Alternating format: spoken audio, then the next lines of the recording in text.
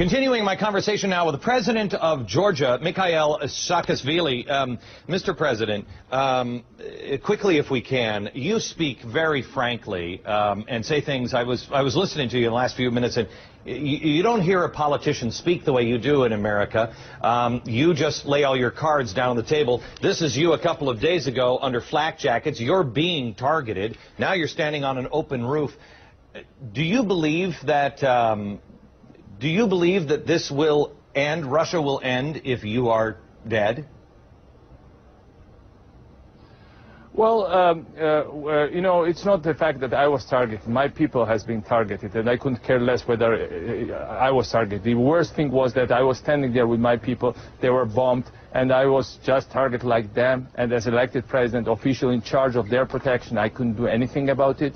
But the point here is, it's not about me, it's about the idea of freedom. It's about the future of the whole region. It's about the future of Europe and a new world order. And what I think is that no matter what Russians do, I told them, and I was asked what would be my message to the Russians, I kept repeating through all these days, no matter how much they bomb us, no matter how much destruction they inflict on us, no matter how they try to terrorize us, no matter how many tanks they bring in and how many more planes they send, one thing is clear.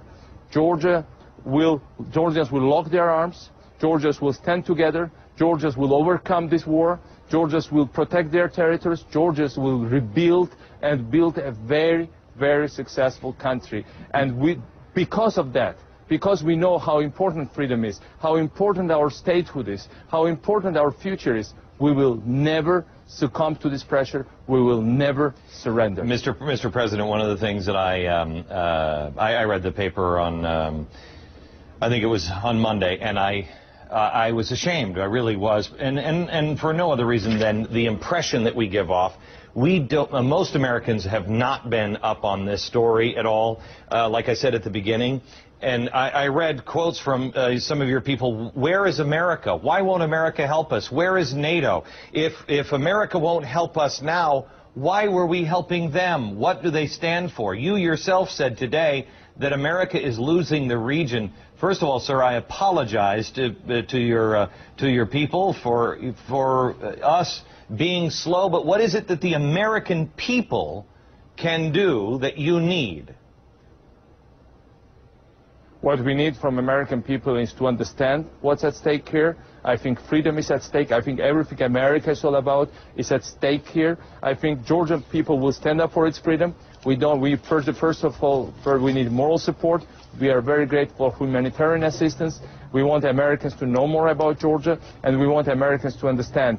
We don't want any gratitude for what we've done for America in Iraq, for our soldiers that died in Iraq. This is not about this. This is about our joint values and ideals.